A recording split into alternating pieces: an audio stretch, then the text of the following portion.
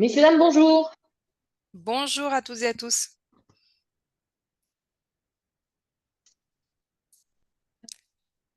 Bonjour, nous allons attendre 1 ou 2 minutes les derniers participants qui commencent à arriver. Bienvenue à tous et toutes. On va se laisser encore une petite minute et on commencera. Et j'ai l'impression que les personnes sont plutôt ponctuelles, donc ça, c'est une bonne nouvelle.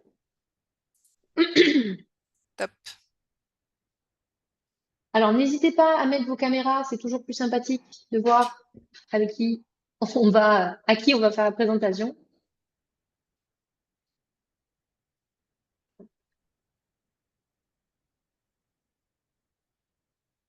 Ah, voilà. Bonjour, j'arrivais pas à désactiver mon son. Bonjour à tous. Bonjour. Ah, Bonjour Bonjour Fabienne. Fabienne. le visage connu. Bonjour. Oui, ça fait plaisir. Bonjour. Bonjour Julie. Bonjour Catherine, Doriane, Valentine. Bonjour Didier, bonjour Lauriane et bonjour Aurore. Merci Lina de mettre la caméra. Merci beaucoup.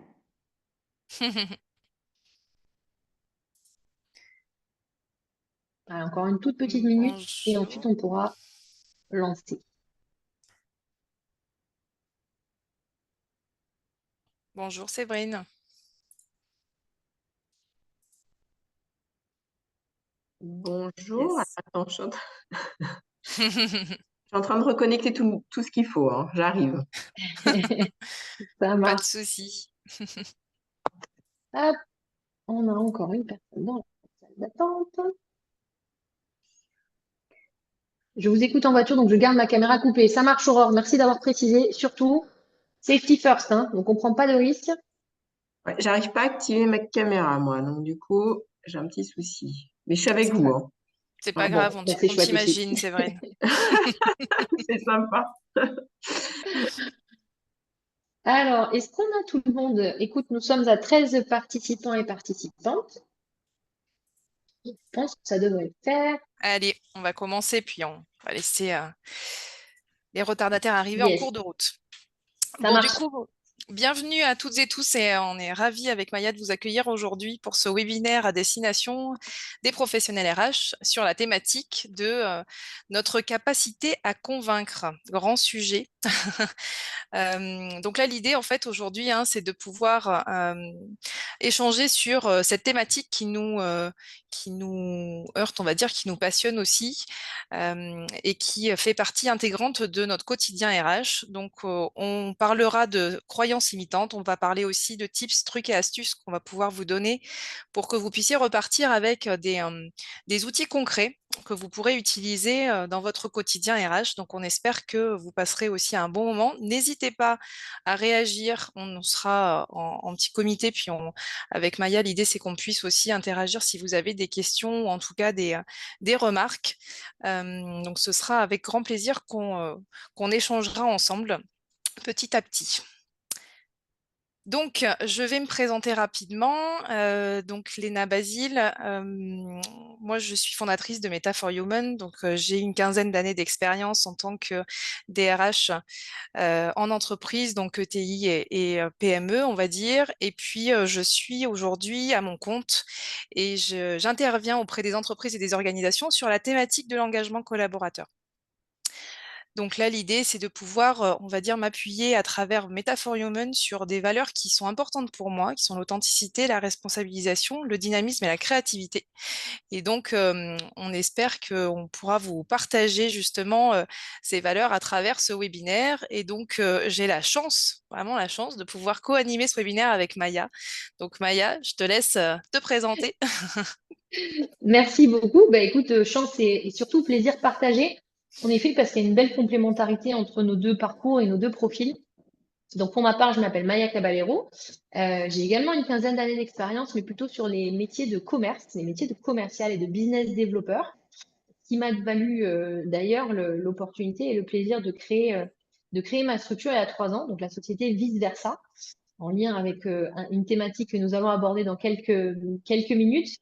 Et pour le coup, je base mes accompagnements et l'approche globale en fait de ce que je propose à mes clients sur la stimulation, la bienveillance et l'universalisme.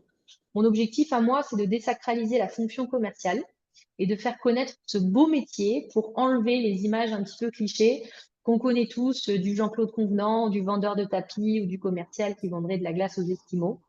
Donc, mon super pouvoir, comme j'aime l'appeler, eh bien, c'est justement cette capacité à activer le talent et la performance commerciale des personnes que j'accompagne. Aujourd'hui, je travaille aussi bien avec des personnes qui sont indépendantes, donc qui travaillent à leur compte, des startups, des TPE et des PME. Et l'objectif, c'est toujours le même, c'est de remettre les émotions au service de la démarche commerciale.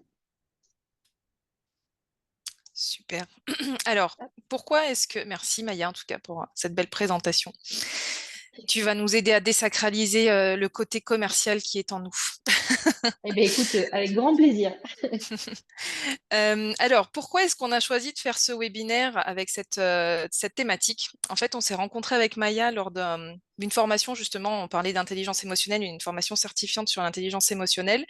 Et c'est vrai que nos parcours sont à la fois différents, à la fois complémentaires. Et on s'est dit, finalement, pourquoi pas transposer certaines techniques qui sont utilisées dans le commerce ou des techniques de vente à notre métier RH, puisqu'on a quand même des enjeux, on est challengé de plus en plus en tant qu'RH sur notre capacité à convaincre, que ce soit nos directeurs généraux, que ce soit les managers, que ce soit les collaborateurs, mais aussi les candidats, hein, pour les attirer, les faire venir.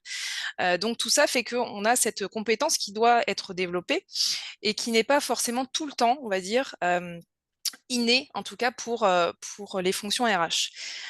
Et donc là, l'idée, c'est que vous repartiez, c'est ce que je vous disais tout à l'heure, repartiez avec des trucs et astuces très concrètes. Donc on va essayer de vous partager 3 tips qui pourront vous être utiles et que vous pourrez réutiliser de façon facile, on va dire, dans votre quotidien RH. Exactement. Et pour aller en ce sens, donc le webinaire va durer 1 heure. Nous, avec Léna, on va vous exposer donc ces trois tips et ces trois conseils très pratico-pratiques que vous pourrez derrière intégrer dans votre quotidien. En tout cas, on l'espère. Et le but du jeu, c'est qu'on se garde un petit quart d'heure à la fin de cette présentation pour qu'on puisse échanger. Je vous invite d'ailleurs tout au long du webinaire à noter toutes les questions que vous pouvez avoir dans le chat. Mm. Si on n'y répond pas en séance, on y répondra après justement sur ce temps de questions-réponses. Donc, pour démarrer, parce que le but, c'est que ce soit quand même interactif, on va vous faire travailler. Je vous invite à vous connecter sur wooclap.com. Et alors, soit vous scannez le QR code, soit vous allez donc sur le site wooclap.com. Vous rentrez le code de l'événement NUGOLH à la fin. Pas si Oui, ça apparaît bien, mais voilà. ça apparaît pas bien, ouais. Il manque le H, Ouais, mais il manque le c'est un H. H. Et du coup, l'idée, ça va être de répondre à la question qui est donc affichée. Pour vous, capacité à convaincre, ça résonne avec quoi? Donc, balancez des mots, écrivez des mots, écrivez ce que ça vous évoque. Et puis, Léna va pouvoir nous partager les résultats dès qu'on commencera à avoir des retours de votre part. Si besoin, je vais vous mettre hop, le code dans le chat. Ouais, c'est ce que j'allais faire. Bah super, merci Maya. Au cas où.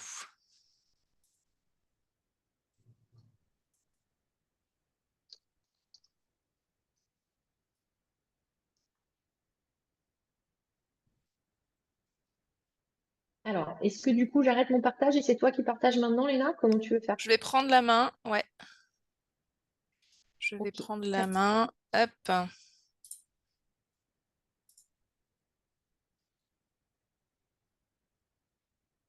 Ah, ben, je vois que c'est un sujet qui vous inspire. Donc on a effectivement vendre, être convaincu soi-même, faire adhérer, ouais. Négocier, s'approprier, tout à fait.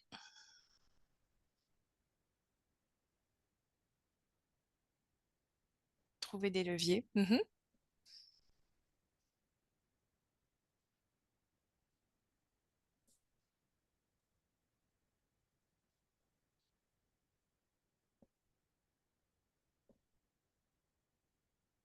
Écouter, ouais, super.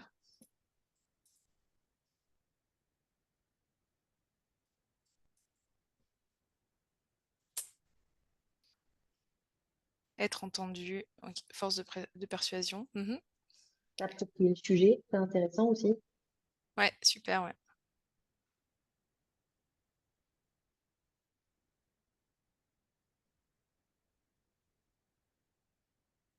Ah, j'aime Top. beaucoup le terme vaincre, Ouais, vaincre. ça me plaît beaucoup.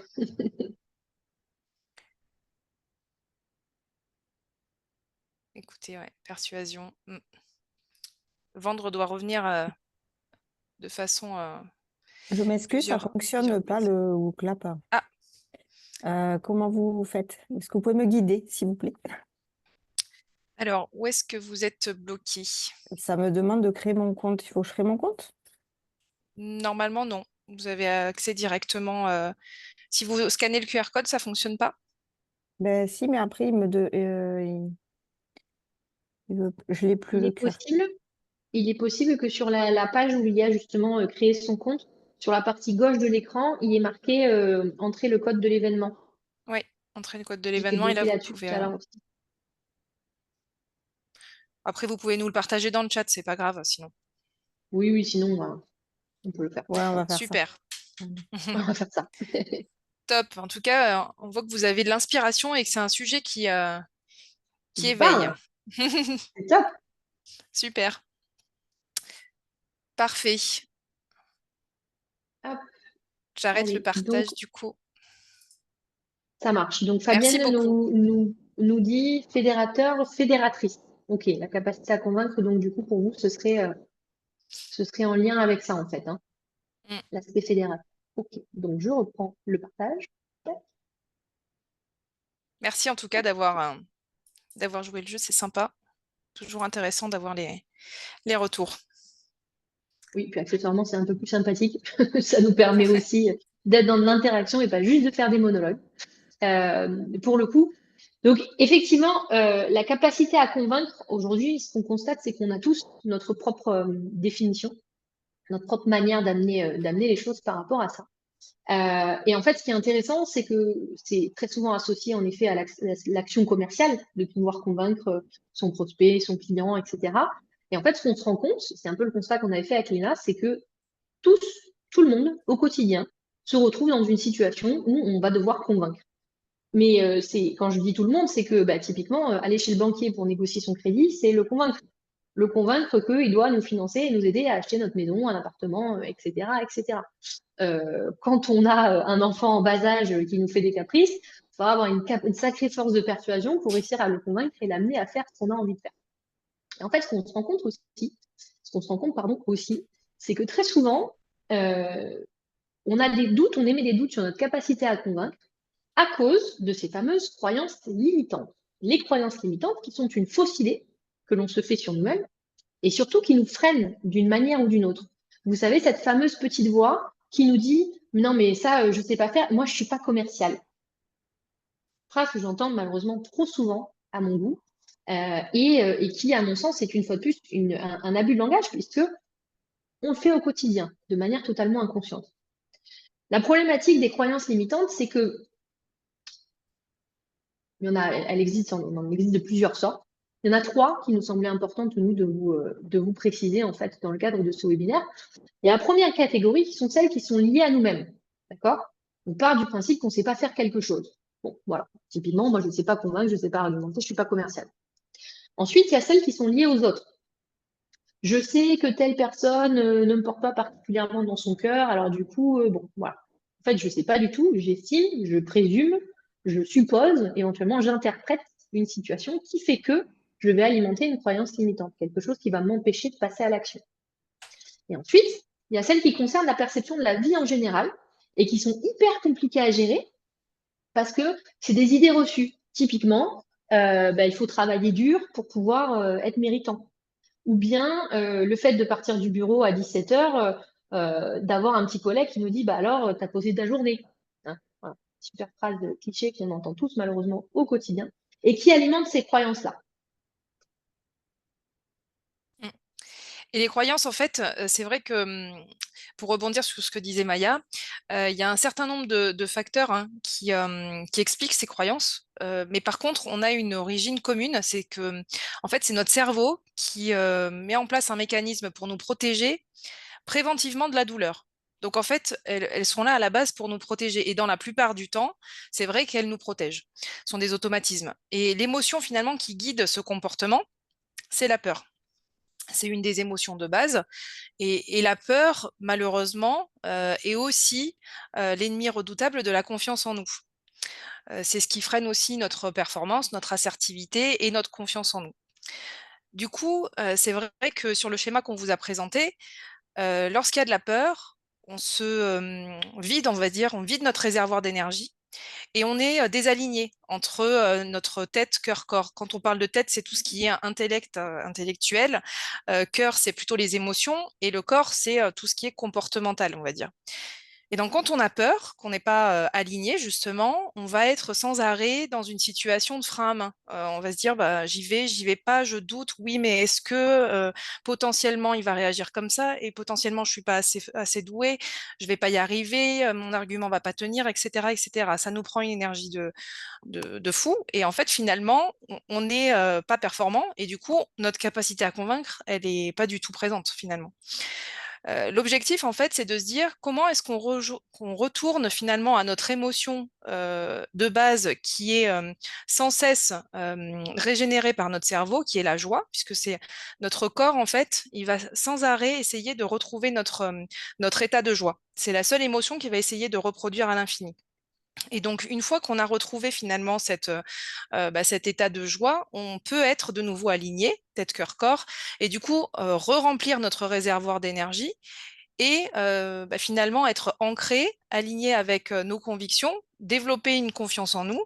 Et finalement, quand on a confiance en nous, on va pouvoir aussi donner confiance à l'autre de nous faire confiance finalement. Puisque si on n'est déjà pas aligné et on n'a pas forcément confiance en nous, comment est-ce qu'on arriverait à convaincre l'autre de nous suivre? Donc voilà, l'idée c'est de pouvoir travailler justement sur cette peur pour la transformer finalement en joie. Et on parle de ces deux émotions primaires. Et là, je pense que ça peut être intéressant justement, Maya, que tu nous fasses un petit focus sur quel est le lien finalement entre notre capacité à convaincre et les émotions. Parce que là, on aborde des sujets qui peuvent être un petit peu abstraits. Et oui, tout à fait. Tout à fait abstrait, mais pour le coup hyper intéressant et hyper important dans notre quotidien, aussi bien sur la partie commerciale que dans la partie relations humaines, puisque n'oublions pas que le commerce, c'est avant tout des relations humaines. Il y a un adage qui dit que pour être convaincu, il faut être convaincant. Et je rejoins totalement Léna par rapport à ça. C'est une question de confiance en soi. À partir du moment où on est en phase avec ce qu'on dit, qu'on en est convaincu, notre force de persuasion va être décuplée parce qu'on sera dans une émotion positive. Et ce qui est intéressant de savoir, c'est qu'en fait, les émotions, c'est un moteur de passage à l'action. Alors, quand vous entendez les phrases du style je suis paralysé de peur, je suis tétanisé de peur, je peux plus bouger, bah, c'est un abus de langage. Parce qu'en fait, lorsqu'on ressent une émotion, on a une manifestation physique à l'intérieur du corps qui va nous pousser à réagir. Typiquement, par rapport à l'émotion dont on parlait précédemment, l'émotion de peur, il va y avoir un afflux sanguin au niveau des jambes, au niveau des bras, pour pouvoir nous permettre soit de partir en courant parce qu'on a identifié qu'il y avait une situation à risque, soit de décupler notre force parce que on se sent agressé, il faut qu'on se débatte. Donc, c'est hyper important de l'avoir à l'esprit. D'accord? Les émotions sont un moteur de passage à l'action. Il y a 4 émotions principales, pour rappel, hein, pour les personnes qui ont déjà entendu parler de ce sujet, qui sont donc la joie, la peur, la colère et la tristesse. Dans l'absolu, en fait, il y a surtout de la joie et de la peur. C'est ce que disait le Léna tout à l'heure. Naturellement, notre corps a tendance à nous mettre dans une émotion positive, et tant mieux d'ailleurs, parce que si on passait notre temps à être flippé, ce serait quand même sacrément moins drôle. Et lorsque on est confronté à une situation de peur, de colère ou de tristesse, on va être à un moment donné en défaillance, en moins de notre émotion naturelle, notre émotion de joie. Et en fait, tout ça, mine de rien, c'est relié directement à ce qu'on appelle l'intelligence émotionnelle. Donc, l'intelligence émotionnelle, c'est sur ce thème-là qu'on s'est rencontrés, Léna et moi, pour le coup, lorsqu'on s'est formés toutes les deux via le Centre de l'intelligence émotionnelle de France, à Paris. Et en fait, la définition qu'on donne à l'intelligence émotionnelle, c'est notre capacité à reconnaître, à comprendre et à gérer nos propres émotions, ainsi que celles des autres. La représentation graphique que vous avez donc à l'écran place l'intelligence émotionnelle au cœur d'une roue. Pourquoi? Parce que c'est une approche qui est systémique. Ce que ça veut dire, c'est qu'il y a 5 grandes compétences, d'accord, qu'on va regarder, qu'on va analyser ensemble, et qu'elles sont toutes interconnectées. Et qu'à partir du moment où on a conscience de ce fonctionnement-là, et qu'on arrive à tendre vers un état émotionnellement sain ou émotionnellement stable, c'est à ce moment-là qu'on va pouvoir... Ah, on a une personne juste qui vient de rajouter, pardon. C'est donc à ce moment-là qu'on va pouvoir tendre vers du bien-être, donc un état de bien-être régulier et constant, et surtout qu'on va pouvoir développer notre plein potentiel, notre pleine performance. Donc c'est hyper intéressant de le garder à l'esprit. Les 5 piliers, les 5 grandes familles de compétences, on va dire, qu'on retrouve dans l'intelligence émotionnelle, c'est la perception de soi, l'expression individuelle, les relations humaines, la prise de décision et la gestion du stress. Et en fait, si on regarde bien, ça a du sens. Parce qu'en effet, la perception qu'on a de nous-mêmes va avoir un impact direct sur la manière dont on s'exprime. Et de fait, la manière dont on s'exprime va influencer la nature des relations, la qualité des relations humaines qu'on va mettre en place. Ce qui va jouer un rôle important au moment où il faudra qu'on prenne des décisions, et enfin, qui va influer de manière directe ou indirecte sur notre stress, la manière de générer du stress. Et donc, l'idée, en fait, une fois qu'on l'a conscientisé, si vous voulez, c'est d'aller chercher quelles sont les compétences ou les sous-compétences de l'intelligence émotionnelle qui vont nous permettre de maximiser, en tout cas, d'assurer un minimum de confiance en nous pour nous permettre d'être convaincants et de convaincre nos interlocuteurs à travers la deuxième représentation graphique que vous avez ici. Dans un premier temps, c'est important de comprendre et d'identifier nos propres émotions. Qu'est-ce que je ressens à l'instant T? Quel impact ça va avoir sur moi et quel impact ça va avoir sur la manière dont je vais m'exprimer. D'accord? L'objectif étant de s'exprimer de façon constructive et recevable pour l'autre. L'autre qui a ses enjeux, ses intérêts propres, ses besoins, etc., etc. On va faire ça pour pouvoir également accepter un point de vue différent et valoriser une relation, ou valoriser un échange, de manière à comprendre l'impact que ça va avoir sur notre prise de décision, et vous l'avez compris, gérer son stress et développer sa résilience. Donc, c'était une petite introduction rapide, succincte sur l'intelligence émotionnelle. Si vous avez des questions par rapport à ça, Léna et moi, nous sommes à votre disposition pour y répondre. On a la possibilité d'ailleurs toutes les deux de vous accompagner sur la réalisation d'un test EQI, donc dit sur le calcul de votre quotient émotionnel, et de vous expliquer comment mettre vos émotions au service de votre travail quotidien. Exactement. Merci Maya pour ce petit rappel. Et là, l'idée, c'est de partir justement sur des situations concrètes que vous pouvez rencontrer et de voir comment est-ce qu'on peut mettre en lien un tips rapide dont on parlait en début de webinaire. Là, on vous a présenté une situation que vous avez peut-être déjà rencontrée en tant que manager ou en tant qu'RH. Finalement, c'est comment est-ce que vous allez réussir à embarquer votre équipe ou vos collaborateurs et les convaincre d'une vision stratégique de l'entreprise. Ça fait partie de notre boulot, on va dire, notre quotidien au niveau RH. C'est pas tout le temps aisé. Et donc, finalement, sur quoi on peut capitaliser pour réussir à utiliser des automatismes, en tout cas des outils qu'on peut ressortir de notre boîte à outils facilement pour réussir à embarquer et à fédérer. Donc là, on vous propose justement de capitaliser sur 2 compétences de l'intelligence émotionnelle. Donc 2 compétences qui sont l'empathie et l'affirmation de soi. Alors l'empathie, on en entend beaucoup parler. C'est un terme qui revient souvent, notamment dans notre métier RH. On parle souvent d'empathie, mais qu'est-ce que ça veut dire réellement? Qu'est-ce qu'on y met? En tout cas, nous, on a repris la définition du Centre de l'intelligence émotionnelle qui définit l'empathie comme la capacité à identifier, à comprendre et à prendre en compte les émotions et les pensées d'autrui sans s'identifier à lui. Et ça, c'est important. On va faire la différence avec la sympathie et l'empathie. Quelquefois, la limite est fine, en fait, entre la sympathie et l'empathie. La sympathie, c'est plutôt, ça consiste en fait à ressentir de la compassion ou de la pitié pour les difficultés d'autrui, sans nécessairement d'ailleurs partager ou comprendre pleinement les émotions que la personne ressent. Donc, en fait, là, l'empathie, c'est finalement, si on schématise, c'est aller vers l'autre, aller dans l'environnement, dans le monde de l'autre et se mettre à côté de lui. Et de regarder finalement à travers ses yeux, à travers sa façon de voir la vie, ses perceptions, et de comprendre ce qu'elle ressent et de ne pas faire de transfert, en fait.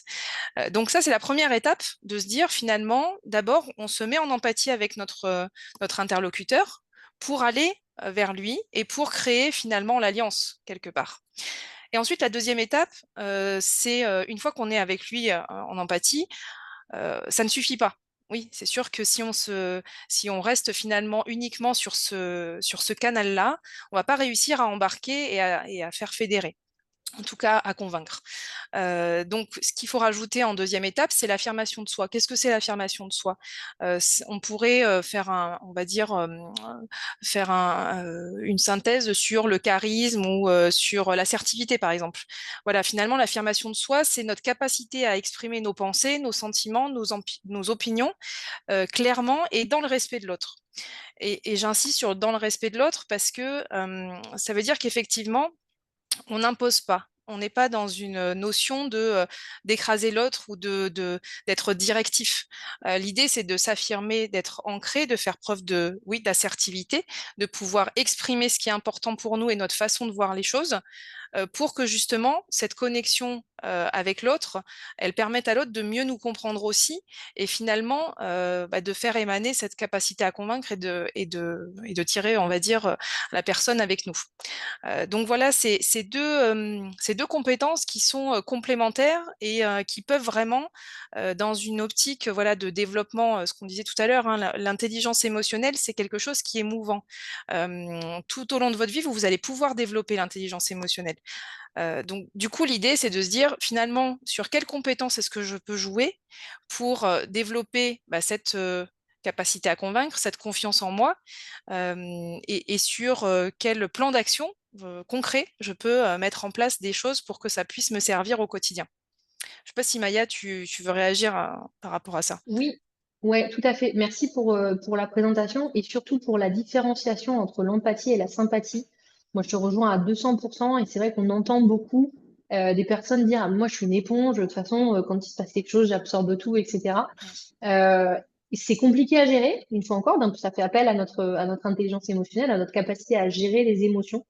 Et c'est hyper important d'être en phase avec ça et de se dire qu'on a le droit d'être dans l'empathie avec les personnes qu'on reçoit, les personnes que l'on côtoie, mais c'est pas pour autant qu'on doit porter toute la misère du pauvre monde sur nos épaules. Voilà, je le schématise un petit peu comme ça. Pardon. Et je rebondis aussi sur un terme qui est sorti dans le nuage de mots là au démarrage tout à l'heure de ce webinaire, qui était vaincre.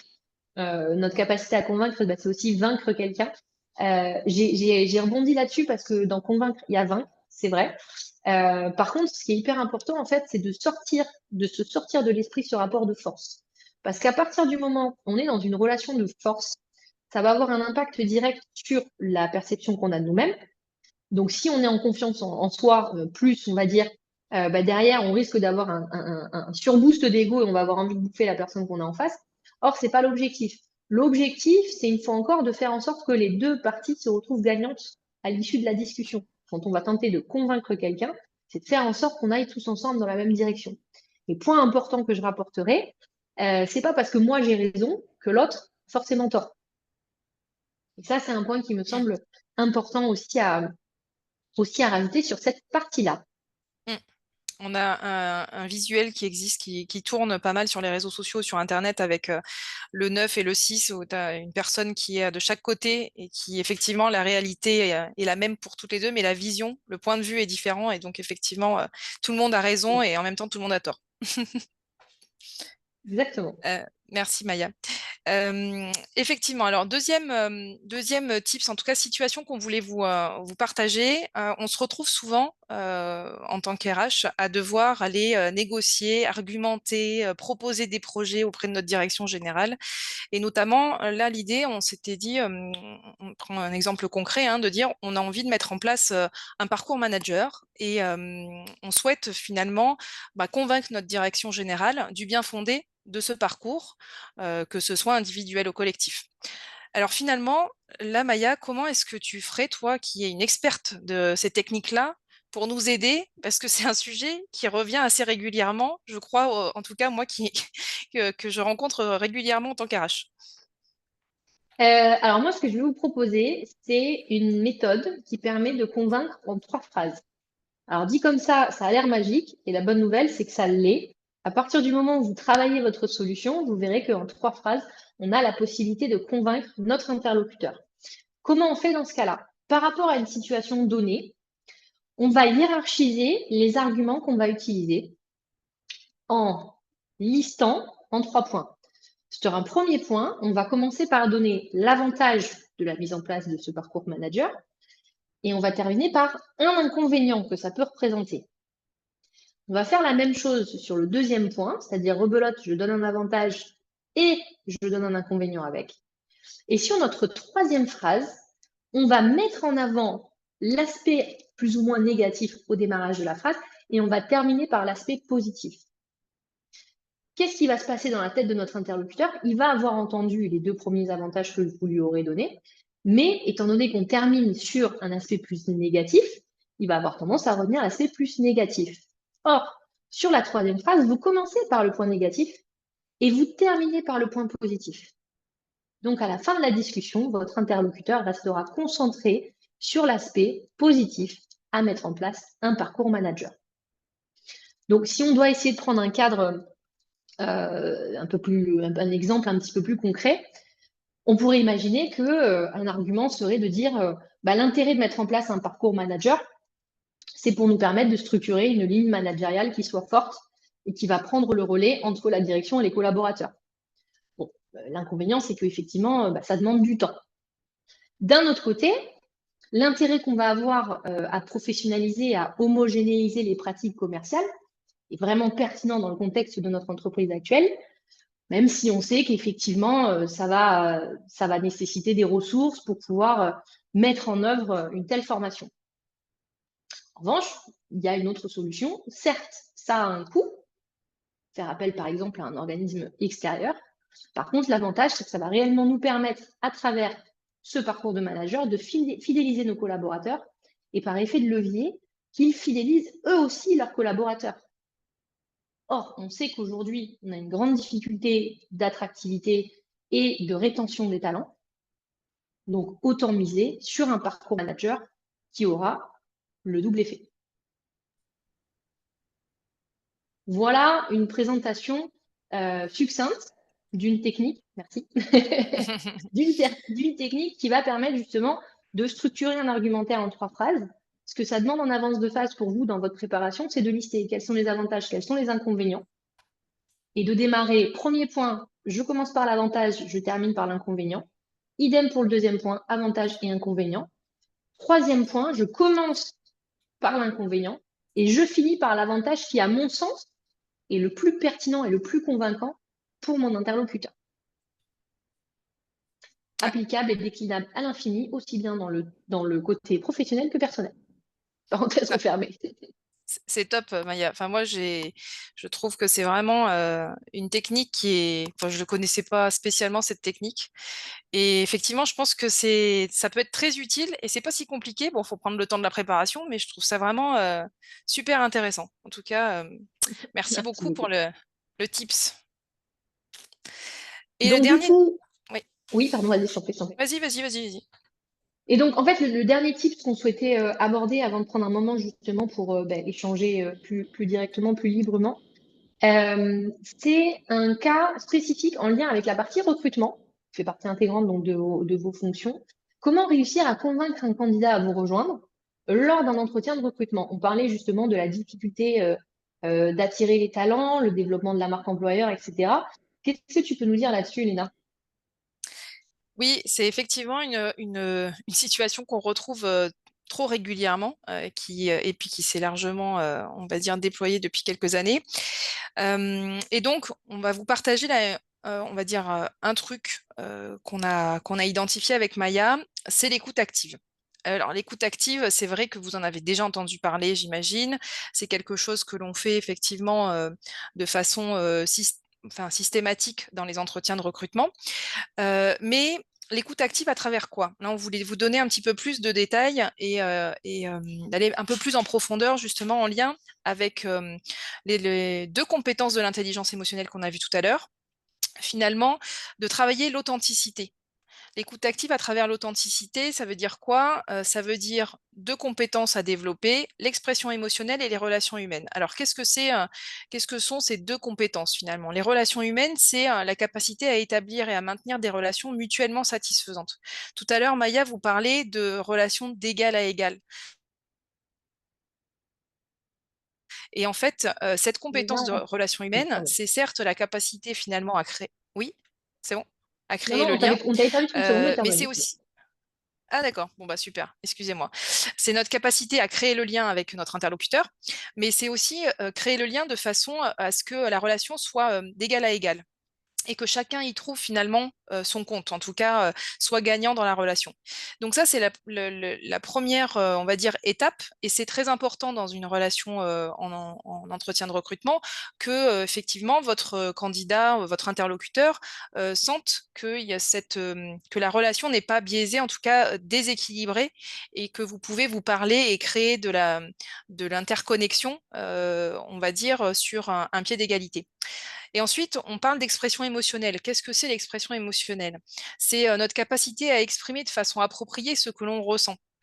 Et c'est vrai que quand on parle d'authenticité, ça fait écho tout de suite à l'authenticité, parce que lorsque l'on va parler vrai, en fait, on va aussi engager et finalement, pousser notre interlocuteur, le candidat, à aussi parler vrai. Et dans ce cadre-là, faire preuve de transparence, pouvoir, développer la capacité à se projeter, ça permet aussi d'ôter les doutes, de supprimer les zones d'ombre et de pouvoir justement, dans l'entretien de recrutement, que le candidat reparte finalement avec toutes les qui sera nourri forcément, d'éléments un peu plus, concrets, pratico-pratiques. On parle de questions ouvertes. Vous savez, toutes et tous, j'imagine effectivement que, l'entretien de recrutement, plus vous allez ouvrir, plus vous allez, pousser finalement votre interlocuteur à s'exprimer et du coup à être dans cette, à développer cette compétence d'expression émotionnelle avec des reformulations pour être sûr que vous vous comprenez bien et puis, des mises en perspective, concrètes. Donc voilà, ce qu'on peut aussi, je ne sais pas si tu as des choses à rajouter Maya sur ces trucs et astuces, ça peut être, un 1er, on va dire un 1er pas. Oui, complètement. Et je suis entièrement d'accord avec toi. Et nous avons Didier qui a rebondi aussi dans le chat en confirmant l'intérêt de ce que tu dis. Je rebondis là-dessus dans le sens où on est souvent confronté à notre biais d'interprétation. On a tendance malheureusement à interpréter et notre cerveau est si bien fait qu'on interprète des choses qui vont dans notre sens.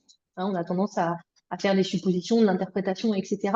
L'écoute active, lorsque c'est réellement maîtrisé, c'est-à-dire qu'on se rend 100% disponible pour notre interlocuteur, qu'on n'est peut-être pas en train de penser à la liste de courses qu'on doit faire ce soir ou aux problématiques qu'on doit gérer dans le bureau, etc., qu'on est vraiment dédié à 100% à notre interlocuteur, eh bien, ça nous permet justement de nous affranchir des suppositions et à toutes ces idées reçues en fait qui vont répondre à notre besoin personnel.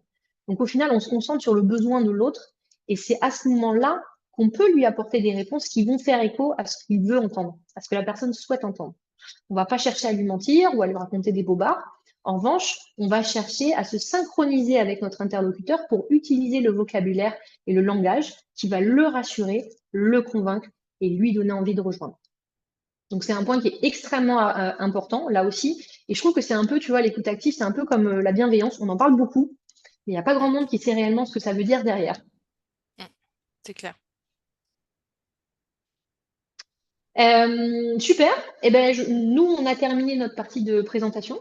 Donc, ce que je vous propose, c'est qu'on se prenne un petit temps maintenant de questions-réponses. Il est 13h40, donc on a une quinzaine de minutes. Et avant de se dire au revoir, un petit peu avant 14h, on vous invitera donc à nous partager à travers l'application Google Clap que je vais vous afficher de suite. On va vous inviter donc à partager votre ressenti en un mot. Voilà, qu'est-ce que vous avez retenu de ce webinaire? Je vous invite à débrancher, enfin à reconnecter vos micros et du coup à nous poser toutes les questions que vous pourriez avoir par rapport à ce qu'on vient de vous présenter.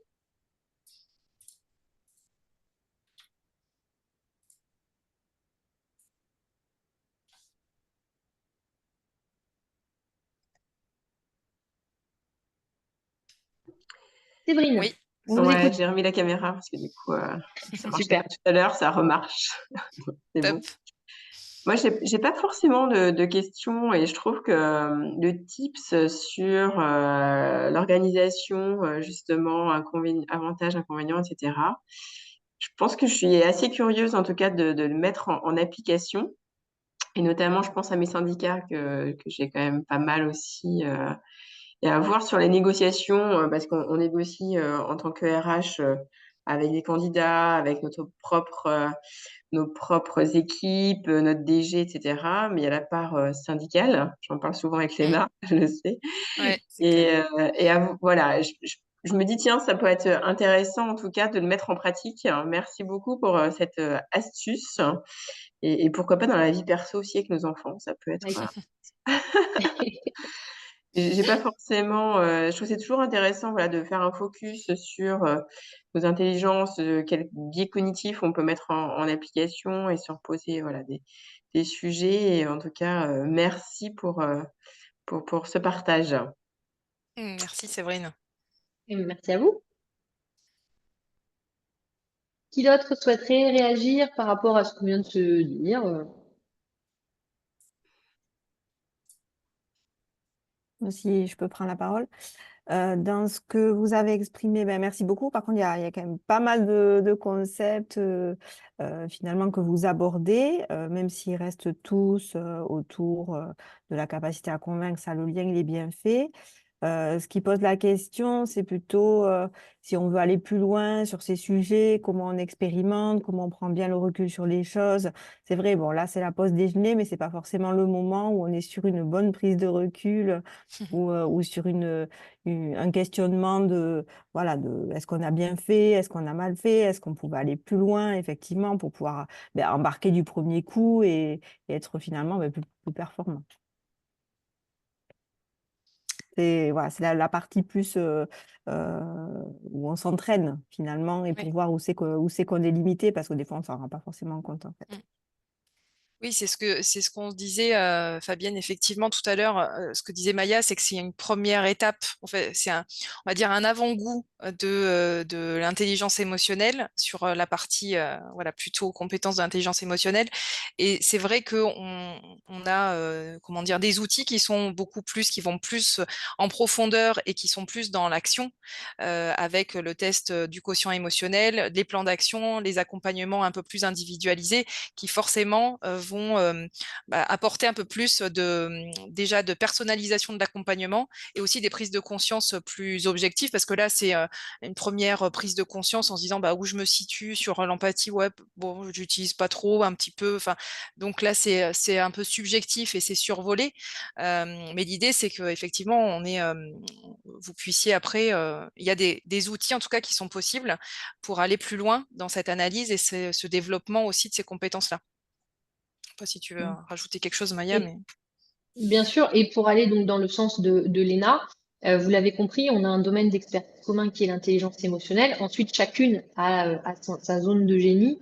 L'ENA plutôt sur la partie effectivement DRH externalisée, intelligence collective, etc.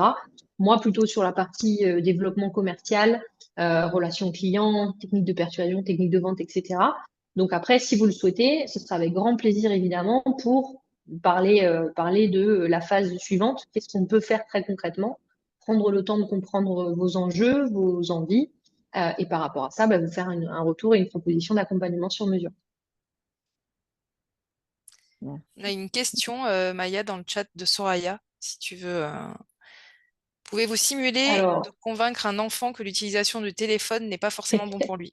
On est tous avec les mêmes problématiques, ça me rassure. alors moi, je suis juste enceinte, je ne suis pas encore maman, donc ce sera purement théorique. Mais Léna, si t'as une idée, on peut tenter un truc avec grand plaisir. Oui, si tu veux, je peux jouer l'enfant parce que j'ai l'habitude, j'en ai 3 à la maison, donc il n'y a pas de problème. Alors, si on reste sur le système de convaincre en 3 étapes, la particularité d'un enfant, c'est que c'est clairement le meilleur commercial du monde. C'est-à-dire qu'il pose beaucoup de questions et il s'intéresse vraiment aux réponses qu'on lui donne. Donc, on ne peut pas le pipoter, hein, pour me permettre une expression un petit peu familière. Donc, on va être obligé d'être sur de l'ordre du factuel et l'ordre du concret. même si l'autorité parentale peut certainement influencer d'une manière ou d'une autre. Donc, on va chercher à trouver un avantage, un inconvénient, et terminer par un inconvénient et un avantage. D'après vous, dans le chat, quels seraient les 3 avantages qu'on pourrait mettre en avant? Donc, je vous invite à écrire dans le chat à la volée.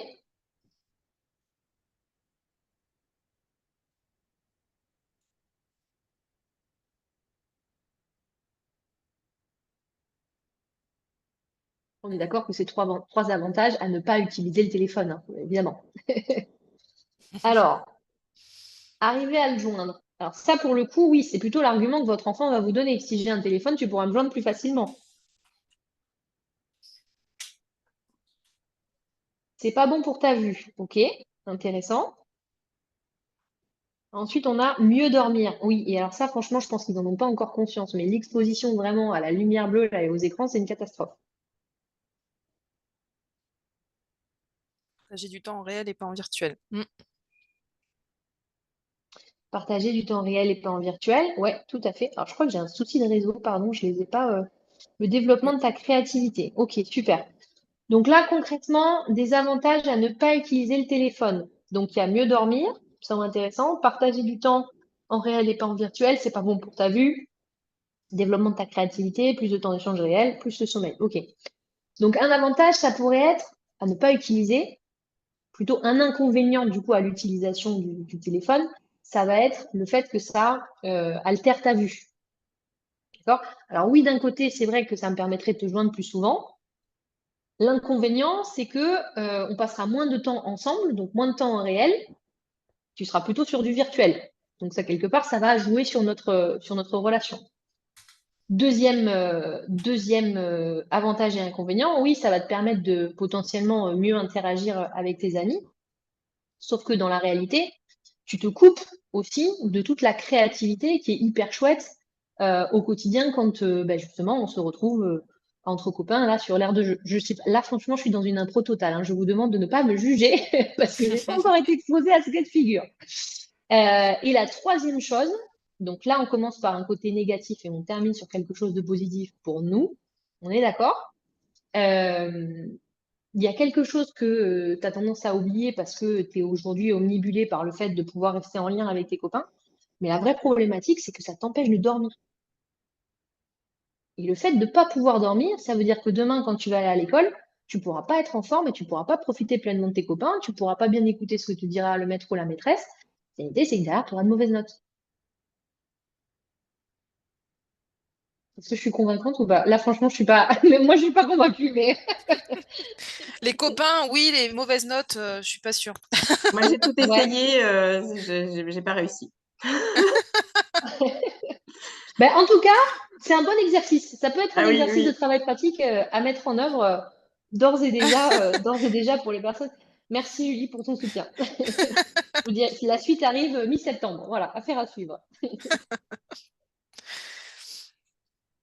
D'autres Non, c'est questions top. éventuellement, d'autres choses que vous souhaiteriez partager avec nous?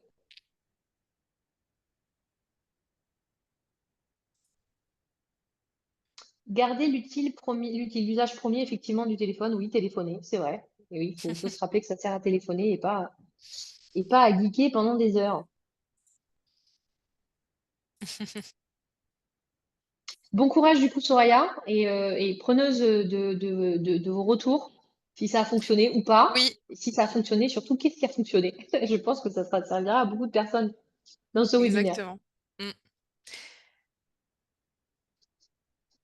N'hésitez pas à laisser effectivement, avant de partir, un petit mot de fin sur ce que vous pensez de notre intervention de la journée, enfin la Est-ce pause que tu as eu déjeuner des... plutôt. Ouais, Ouais, il y en c'est a. ça, tu as eu des retours déjà? Tu veux prendre la main sur l'écran éventuellement? Hop. Yes. Effectivement, oui. Merci Stella. Bonne après-midi. Merci pour votre participation. Merci. Oui, donc voilà, vous avez été quelques-uns à réagir. Donc L'idée, c'était de pouvoir en 1 heure, donc c'est effectivement court en temps et on sait que c'est en plus la pause déjeuner avec le ventre qui gargouille, en tout cas, qui n'est pas forcément le plus aisé. Mais merci pour vos participations. C'était vraiment chouette aussi que ce soit interactif. C'est ce qu'on voulait aussi avec Maya. Donc voilà, c'est toujours un plaisir de pouvoir partager du coup des choses qu'on peut appliquer de façon concrète et rapide et de pouvoir échanger sur des problématiques communes que l'on peut rencontrer. Donc, c'était très sympa de partager ce moment avec vous aujourd'hui. Et merci à toi, Léna, pour la proposition et pour ce chouette sujet qui, à mon sens, pourrait être le début d'une longue liste de webinaires à faire ensemble, si on arrive à trouver le temps. Mais C'est ça. je pense il y a un vrai sujet vraiment intéressant, quoi. Ouais, super. Ah, merci, c'était vraiment chouette. Eh ben, merci à tout le monde. Pour ceux qui souhaitent, on va vous libérer. On avait, de toute façon, on pourra peut-être partager je sais pas, Maya, si on peut partager Partager le support? le support, ouais, Bien sûr, peut-être. ouais, ouais. Pour les personnes que ça intéresse, n'hésitez pas à nous faire Voilà, un faire petit un petit mot. message et comme ça, on vous fera suivre le support. On l'envoie pas de manière systématique et générique parce qu'on n'a pas envie de vous spammer. Par Voilà, contre, si ça vous intéresse, voilà, n'hésitez pas, vous nous faites un petit message sur LinkedIn, Alena ou moi-même, et on pourra vous l'envoyer avec grand plaisir. Le webinaire a été enregistré, donc si vous souhaitez également disposer du replay pour pouvoir le partager ou le revoir à votre convenance, n'hésitez pas également à nous solliciter. super. Merci Merci beaucoup. beaucoup. Du coup, bon appétit pour ceux qui n'ont pas encore déjeuné, puis bon après-midi. Mais à la prochaine, du coup, pour un prochain épisode. Merci Maya, en tout cas. Allez, merci beaucoup. Bonne journée Merci. à toutes et à Bonne Au tous. revoir. journée. À bientôt. Au Au revoir. revoir. Merci beaucoup. Au revoir. Merci, au revoir.